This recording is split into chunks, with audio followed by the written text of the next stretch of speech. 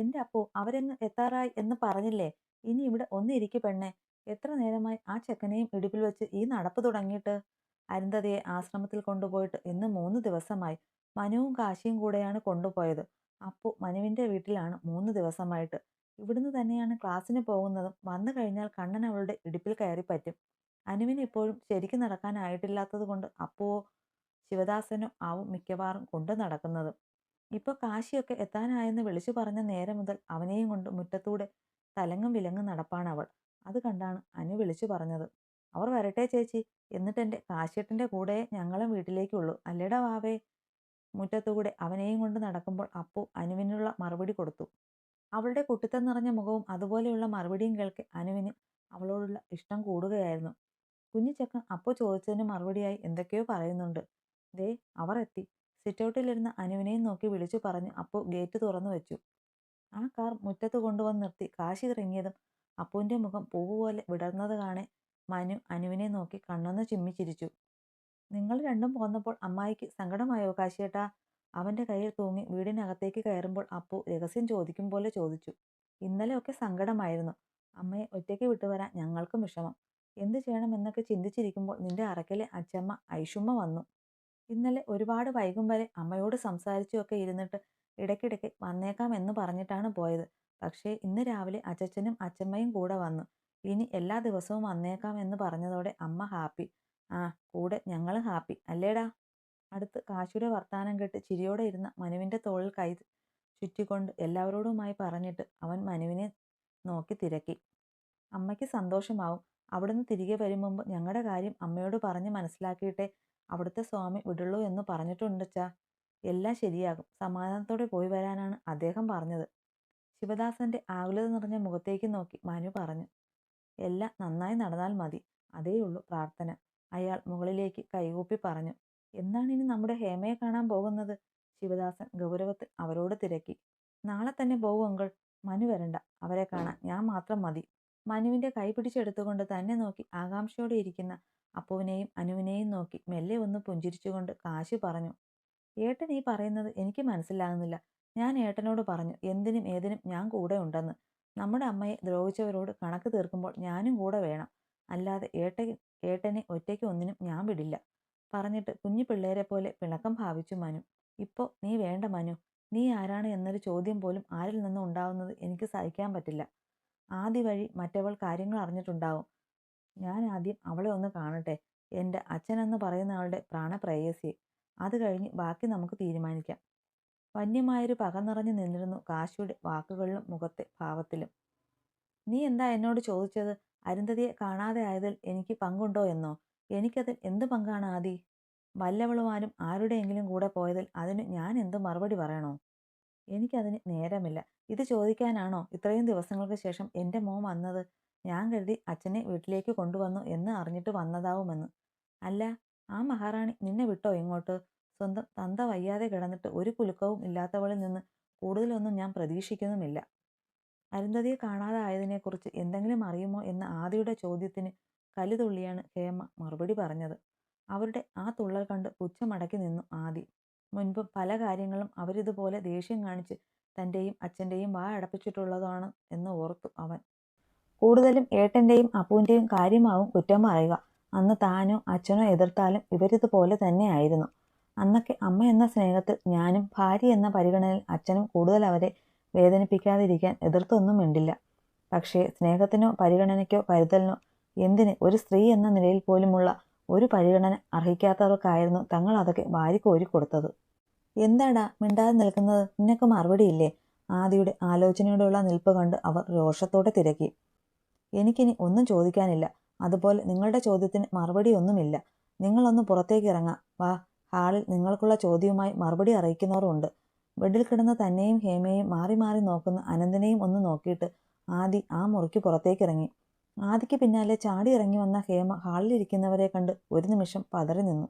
Jagannathan, Devaki, Sony, ഒടുവിൽ കാലിന്മേൽ കാൽ കയറ്റിവെച്ച് സെറ്റിയിൽ ചാരി കാശിയും, അവന് പിന്നിൽ അവൻ്റെ തോളിൽ പിടിച്ച് അപ്പുവും, പിന്നെ തനിക്ക് കണ്ടറിയാത്ത ഒരുവനും. ഇന്ന് വരെ ഈ വീട്ടിൽ വന്ന് ഇവൻ ഇങ്ങനെ ഇരുന്നിട്ടില്ല. അഥവാ ഇരിക്കേണ്ടി വന്നാൽ മുള്ളിന്മേൽ ഇരിക്കും പോലെയാണ് ഇരിക്കുക. ആ അവൻ ഇന്ന് തൻ്റെ മുന്നിൽ കാൽമേൽ കാൽ കയറ്റി വെച്ചു. ചാടിത്തുള്ളി വന്ന ഹേമ അവന്റെ ഇരിപ്പ് കാണി പല്ല് കടിച്ചു പൊട്ടിച്ചു. അയ്യോ, ഇങ്ങനെ കടിച്ചു പൊട്ടിക്കല്ലേ, ആ പല്ല് ഇനിയും ആവശ്യമുള്ളതാണ് ചോറിയമ്മേ. പല്ല് കടിക്കുന്ന ശബ്ദം ഉയർന്നു കേൾക്കെ കാശി ഉച്ചത്തോടെ പറഞ്ഞു. എന്റെ വീട്ടിൽ കയറി വന്ന് എന്നെ പരിഹസിക്കുന്നോടാ? ഹേമ പൊട്ടിത്തെറിച്ചു. ആഹാ, അത് പുതിയ അറിവാണല്ലോ. അരുന്ധതിയുടെയും അനന്തന്റെയും പേരിലുള്ള അരുണാലയം എന്ന വീട് എന്നാണ് ശ്രീനിലയത്തിൽ ഹേമയുടെ പേർക്ക് മാറ്റി എഴുതിയത്? എന്റെ അറിവിലില്ല. നിങ്ങൾക്ക് ആർക്കെങ്കിലും അറിയുമോ അങ്ങനെ ഒരു കാര്യം? എല്ലാവരെയും നോക്കി ചോദിച്ചുകൊണ്ട് ഇരുന്നിടത്തു നിന്ന് എഴുന്നേറ്റു കാശി. ഓ, ഇപ്പോ നീ അവകാശം സ്ഥാപിക്കാൻ വന്നതാണോ? ഹേമയിലും പുച്ഛം നിറഞ്ഞു. എന്തിന്? ഈ വീട്ടിൽ എനിക്ക് അവകാശം സ്ഥാപിക്കേണ്ട ഒരു കാര്യവുമില്ല. എൻ്റെ അമ്മയുടേതായി ഒരു നുള്ളു സാധനം എവിടെയെങ്കിലും അവശേഷിച്ചിട്ടുണ്ടെങ്കിൽ അത് എൻ്റെ സ്വന്തമാണ്. അതുപോലെ എൻ്റെ അച്ഛൻ്റെ വകയായാലും ആദ്യ പോലെ തന്നെ അവകാശം എനിക്കുമുണ്ട്. അത് സ്ഥാപിച്ചെടുക്കേണ്ട ആവശ്യം എനിക്കില്ല. എന്താ സംശയമുണ്ടോ ചൊറിയമ്മയ്ക്ക്? അവർക്ക് മുന്നിൽ കൈകെട്ടി നിന്ന് പകയോടെ കാശി ചോദിച്ചു. കൊള്ളാം, ഇവന്റെ നാവാട്ടം കാണാനാണോ എല്ലാവരും കൂടെ കൈയും കെട്ടി കേട്ടിരിക്കുന്നത്?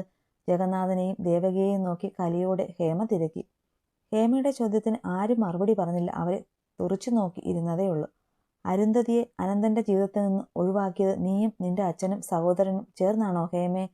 ആദ്യം നീ അതിനുള്ള മറുപടി പറയും. ജഗന്നാഥന്റെ കല്ലിച്ച ശബ്ദം കേൾക്കെ അതുവരെ ഇല്ലായിരുന്ന ഒരു ഭയം ആദ്യമായി ഹേമയെ പൊതിഞ്ഞു. ഞാൻ എന്തിന് അരുന്ധതിയെ ഒഴിവാക്കണം? ചോദിക്കുമ്പോൾ ശബ്ദം വിറച്ചു എങ്കിലും നിമി നേരം കൊണ്ട് ധൈര്യം സംഭരിച്ചു ഹേമ. അപ്പോൾ നിങ്ങൾ എൻ്റെ അമ്മയെ ഒന്നും ചെയ്തിട്ടില്ല എന്നാണ് പറയുന്നത് അല്ലേ? കാശി അവർക്കരികിലേക്ക് അല്പം കൂടെ നീങ്ങി നിന്ന് പല്ല് കടിച്ചുകൊണ്ട് തിരക്കി. അതെ, എനിക്കൊന്നും അറിയില്ല. ഹേമ പറഞ്ഞു തീരും മുമ്പേ കാശിയുടെ കൈ ഉയർന്നു താണു കഴിഞ്ഞിരുന്നു. ഒപ്പം ഹേമയുടെ കരച്ചിലും. ആദി, ഈ ചെറുത്താൻ എന്നെ അടിച്ചത് നീ നോക്കി നിൽക്കുവാണോടാ? ഹേമ കവളിൽ കൈവച്ച് ആർത്ത് കരഞ്ഞുകൊണ്ട് ആദിയെ നോക്കി. ആദ്യം നിങ്ങൾ ഏട്ടൻ ചോദിച്ചതിന് സത്യസന്ധമായി മറുപടി പറയും. എന്നിട്ട് ഞാൻ തീരുമാനിക്കാം ഏട്ടൻ്റെ കൂടെ നിൽക്കണോ നിങ്ങളുടെ കൂടെ വേണമോ എന്ന്, ആദി മറ്റെങ്ങോ നോക്കി പറഞ്ഞു. എന്ത് പറയാനാണ് ആദി? അമ്മയ്ക്കൊന്നും അറിയില്ല മോനെ, അവർ ദയനീയമായി പറഞ്ഞുകൊണ്ട് അവൻ്റെ കയ്യിൽ പിടിച്ചു. എന്നെ നിങ്ങൾ തൊടരുത്. അവൻ ആ കൈ തട്ടിത്തെറിപ്പിച്ചുകൊണ്ട് വെറുപ്പോടെ ആദി പറയെ ഹേമയുടെ കണ്ണുകൾ നിറഞ്ഞുപോയി. ഇനി ഞാൻ ചോദിക്കാൻ കാശി, നീ ഇങ്ങോട്ട് വന്നിരുന്ന് കാഴ്ച കാണ്. അല്ലാതെ നിങ്ങൾ ചോദിച്ചാലൊന്നും ഇവള് പറയില്ല. പഠിച്ച കള്ളിയാണ്. ഇത്രയും വർഷം എല്ലാവരെയും പറ്റിച്ചതുപോലെ ഇനിയാവാം എന്നാണ് ഇവളുടെ വിചാരം. ഇവിടെ വച്ച് ചോദ്യം ചെയ്തിട്ട് രക്ഷയില്ല എങ്കിൽ ഞാൻ സ്റ്റേഷനിലേക്ക് കൊണ്ടുപോകും. ഇരുന്നിടത്തു നിന്ന് എഴുന്നേറ്റ് നാടകീയമായി പറഞ്ഞുകൊണ്ട് കാശിയുടെ തോളിൽ പിടിച്ചു ഷുക്കൂർ. കാശി അതിനൊന്ന് മോളിക്കൊണ്ട് അല്പം നീങ്ങി നിന്നു. അപ്പോൾ അരുന്ധതിക്ക് എന്ത് സംഭവിച്ചു എന്നതിനെപ്പറ്റി ഹേമയ്ക്ക് ഒന്നും അറിയില്ല എന്നാണ് പറയുന്നത് അല്ലേ? അവർക്ക് മുന്നിൽ കസേര വലിച്ചിട്ടു അതിലേക്ക് ഇരുന്നു കൊണ്ട് ഷുക്കൂർ തിരക്കി. അതെ സാർ, എനിക്കൊന്നും അറിയില്ല. ഇതുവരെ ചൊടിയോട് നിന്ന ഹേമ ഷുക്കൂർ ചോദിച്ചതോടെ മെല്ലെ ഒന്ന് വിറച്ചു തുടങ്ങി. അയാൾ ഒരു പോലീസുകാരനാണെന്ന് വ്യക്തമായി മനസ്സിലാക്കിയതുകൊണ്ട് കൂടിയായിരുന്നു ആ വിറയൽ. എങ്ങനെയെങ്കിലും ഇയാൾക്ക് മുന്നിൽ പിടിച്ചു നിൽക്കണം. താനൊന്നും ചെയ്തില്ല എന്ന് ഇയാളെ വിശ്വസിപ്പിച്ചാൽ തൽക്കാലം രക്ഷപ്പെടാം. ഇല്ലെങ്കിൽ ഇത്രയും കാലം കെട്ടിപ്പൊക്കിയെടുത്തിയ വല്ലിശ്ശേരി അനന്തന്റെ ഭാര്യ എന്ന പദവി പോലും ചിലപ്പോൾ നഷ്ടമായേക്കും. എന്തു വന്നാലും അരുന്ധതിക്ക് എന്തു പറ്റി എന്ന് അറിയില്ല എന്ന് പറഞ്ഞു തന്നെ പിടിച്ചു നിൽക്കണം. ഹേമ ആലോചനയോടെ മുഖമുയർത്തി ഷുക്കൂറിനെ നോക്കി. ഞാനൊരു SI ആണെന്ന് ഹേമയ്ക്ക് അറിയുമോ? ഷുക്കൂർ അവരുടെ കണ്ണിൽ തന്നെ നോക്കി തിരക്കി. അത് പിന്നെ SI സാർ ആണെന്ന് അറിയില്ലായിരുന്നു. പോലീസിലാവും എന്ന് തോന്നിയിരുന്നു. ഷുക്കൂറിന്റെ നോട്ടത്തിൽ പതറിയ ഹേമ നേർത്ത ശബ്ദത്തിൽ പറഞ്ഞു. എന്നാൽ ഞാൻ നോർത്ത് സ്റ്റേഷനിലെ SI ആണ്. പേര് ഷുക്കൂർ അഹമ്മദ്. ഇതാണ് എൻ്റെ ID കാർഡ്. കാർഡ് അവർക്കടുത്തേക്ക് നീട്ടിക്കൊണ്ട് അയാൾ പറഞ്ഞു. എനിക്ക് വിശ്വാസമാണ് സാറേ. അയാളുടെ നോക്കിലും വാക്കിലും ഹേമയുടെ ധൈര്യം ചോർന്നു തുടങ്ങിയിരുന്നു. എങ്കിൽ പിന്നെ ഒട്ടും അടിക്കാതെ പറഞ്ഞോ. അന്ന് അരുന്ധതിയെ കാണാതെയാകുന്ന ദിവസം നടന്നതൊക്കെ വള്ളിപ്പുള്ളി തെറ്റാതെ പറഞ്ഞോ. ഏറെക്കുറെ കാര്യങ്ങളൊക്കെ ഞങ്ങൾക്കറിയാമെങ്കിലും നീ കൂടെ പറഞ്ഞാൽ ആ ചാപ്റ്റർ അങ്ങ് ക്ലോസ് ചെയ്യാമല്ലോ.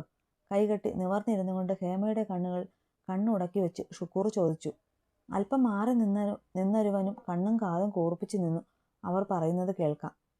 അല്ല, മാഡത്തിന് പറയാൻ മടിയാണെങ്കിൽ ഞാനൊരു കാര്യം കേൾപ്പിച്ചു തരാം. ഒരാളുടെ കുമ്പസാരം. ഒന്നും മിണ്ടാതിരിക്കുന്ന ഹേമയെ കാണെ അക്ഷമയോടെ കൈമുഷ്ടി ചുരുട്ടി ദേഷ്യമടക്കുന്ന കാശിയെ കാണെ ഷുക്കൂർ പറഞ്ഞു. ഒപ്പം അയാൾ കയ്യിലിരുന്ന ഫോണിലെ വോയിസ് റെക്കോർഡ് ഓണാക്കി.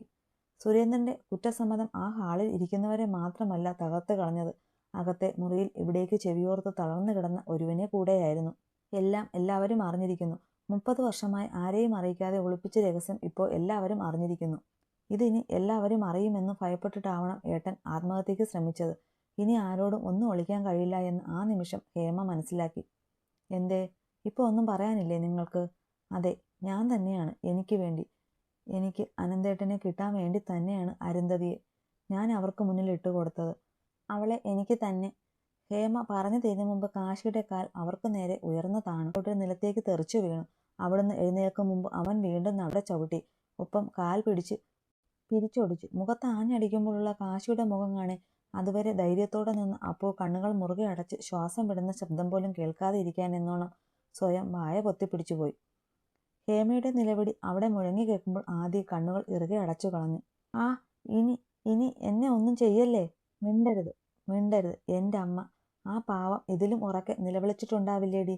അത് കേട്ടല്ലേടി നീ എൻ്റെ അമ്മയെ ചോദിച്ചുകൊണ്ട് ഹേമയുടെ തലയിൽ പിടിച്ചു കാശി. മതി മതി കാശി, എന്തേലും സംഭവിച്ചാൽ അറിയാമല്ലോ, ഷുക്കൂർ അവനെ പിടിച്ചു മാറ്റാൻ ശ്രമിച്ചുകൊണ്ട് പറഞ്ഞു. ഇവളെ ഞാൻ. ഷുക്കൂറിനെ തട്ടി മാറ്റിക്കൊണ്ട് ഹേമയ്ക്ക് നേരെ ചെന്നു കാശി. കേട്ടാ കേട്ടാ, പ്ലീസ് മതി വിട്ടേക്ക്. ഇവർ ജീവനോടെ വേണം, ഒറ്റയ്ക്ക് നരകിച്ച് ജീവിക്കണം. നിലത്ത് പുഴുവിനെ പോലെ ചുരുണ്ടു കിടന്ന് ഞരങ്ങുന്ന ഹേമയെ നോക്കി അറപ്പോടെ പറയുമ്പോഴും അവരുടെ കിടപ്പ് കണ്ട് ഉള്ളിൻ്റെ ഉള്ളിൽ ആദിക്ക് വേദന തോന്നി. നിനക്ക് വിഷമമായല്ലോ നിന്റെ അമ്മയെ ഞാൻ ഉപദ്രവിച്ചപ്പോൾ. എൻ്റെ അമ്മയുടെ നിലവിളി എനിക്ക് എൻ്റെ കാതിൽ കേൾക്കാമെടാ.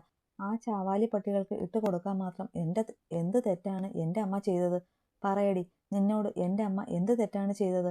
മുരണ്ടുകൊണ്ട് കാശി വീണ്ടും ഹേമയ്ക്ക് നേരെ ചീറിയടുത്തു. കാശി മാറ്, ഞാനിവരെ ഹോസ്പിറ്റലിൽ എത്തിച്ചോളാം. ഇനിയും ഇത് പറ്റില്ല. ഇനിയുള്ള ഇവരുടെ ശിക്ഷ പിന്നെ നമുക്ക് തീരുമാനിക്കാം. ഇപ്പോൾ ഇവരുടെ ജീവൻ നമുക്ക് നിലനിർത്തണം. നിങ്ങൾ പൊയ്ക്കോ. നിന്റെ ജീവിതം വച്ചൊരു കളിക്ക് ഞാൻ കൂട്ടു നിൽക്കില്ല. ഹേമയ്ക്ക് കൊടുത്തത് പോരെന്ന പോലെ നിൽക്കുന്ന കാശിയെ പിടിച്ച് സെറ്റിലിരുത്തിക്കൊണ്ട് ഷുക്കൂർ ഒരു കൂടപ്പിറപ്പിനെ പോലെ പറഞ്ഞു. എനിക്ക് പറ്റുന്നില്ല, ഇവളെ ഞാൻ വെറുതെ വിടില്ല. ഷുക്കൂറിന്റെ കൈ തട്ടിമാറ്റി പകയോടെ മുരണ്ടു കാശി. ഹേമയെ ഷുക്കൂറിന്റെ കാറിൽ ആശുപത്രിയിൽ കൊണ്ടുപോകുമ്പോഴും ആരെയും നോക്കാതെ മുഖം കൈകൾ താങ്ങി കുനിഞ്ഞിരുന്നു കാശി. അവന്റെ ഹൃദയം ഇന്നും ഒന്നും ഓർമ്മയില്ലാതെ വേദന തിന്നു കഴിയുന്ന അരുന്ധതിക്ക് അരികിലായിരുന്നു. അകത്ത് ഒരുവൻ ഈ വൈകിയ വേളയിൽ ഹൃദയം പൊട്ടിക്കരഞ്ഞതും അരുന്ധതിക്ക് വേണ്ടിയായിരുന്നു. അപ്പൂ, മോളെ. ദേവകിയുടെ നിലവിളിയാണ് ആ ഇരിപ്പിരുന്ന കാശിയെ ഉണർത്തിയത്. ദേവകിയുടെ കൈകൾ കുഴഞ്ഞു കിടക്കുന്ന അപ്പൂനെ കാണെ അവൻ പിടഞ്ഞെഴുന്നേറ്റ് അവർക്കരികിലെത്തി. അപ്പൂ, അപ്പൂട്ടാ, മോളെ. വേവലാതിയോടെ വിളിച്ചുകൊണ്ട് ദേവകിയുടെ കയ്യിൽ നിന്ന് അവളെ വാരിയെടുത്ത് സെറ്റിയിലേക്ക് കിടത്തി കാശി. ഇത്തിരി വെള്ളം എടുക്ക അച്ചമ്മേ. അവൻ പരവേശത്തോടെ അവൾക്കരികിൽ മുട്ടുകുത്തിയിരുന്ന് ആ മുഖത്തേക്ക് തട്ടിയിട്ട് ദേവകിയോട് പറഞ്ഞു. അപ്പൂസേ. ദേവകി കൊണ്ടുകൊടുത്ത വെള്ളം മുഖത്ത് കുടഞ്ഞിട്ട് അവൻ നനഞ്ഞ കൈകൊണ്ട് അവളുടെ മുഖം അമർത്തി തുടച്ചതും അപ്പു കണ്ണുകൾ മെല്ലെ ചിമ്മി തുറക്കാൻ ശ്രമിച്ചു. എൻ്റെ അപ്പൂട്ടാ. അവൾ കണ്ണുകൾ ചിമ്മുന്നത് കണ്ട് തളർച്ചയോടെ കാശി വെറും നിലത്തേക്ക് പടിഞ്ഞിരുന്നു കൊണ്ട് വിളിച്ചു. അപ്പു കണ്ണുകൾ തുറന്നു ചുറ്റിനും നോക്കി. എന്താ കുഞ്ഞേ ഇത്, പേടിച്ചു പോയല്ലോ? ദേവകി അവളുടെ കവളിൽ തലോടിക്കൊണ്ട് പറഞ്ഞു. ആശുപത്രിയിൽ പോണോ മോളെ? ജഗന്നാഥൻ അലുവോടെ അവളുടെ പേടി നിറഞ്ഞ മുഖത്തേക്ക് നോക്കി. ആ സ്ത്രീയെ ചത്തുപോയോ അപ്പൂപ്പോ? എൻ്റെ കാശിയേട്ടൻ അവരെ കൊന്നോ? പെണ്ണ് രണ്ടാളെയും മാറി മാറി നോക്കി നിലത്തു തളർന്നിരുന്ന കാശി അവൾക്കടുത്തേക്ക് നീങ്ങിയിരുന്നു. കൊല്ലേണ്ടതായിരുന്നു എൻ്റെ അപ്പൂസെ. പക്ഷേ അതിലും നല്ലത് കൊല്ലാതെ കൊല്ലുന്നതല്ലേ? അവളുടെ കൈ പിടിച്ചെടുത്ത് മുത്തിക്കൊണ്ട് അവളെ വാരിയെടുത്ത് നെഞ്ചിൽ ചേർത്തു കാശി. അപ്പു ചമ്മലോടെ അപ്പൂപ്പനെയും അമ്മമ്മയെയും നോക്കി.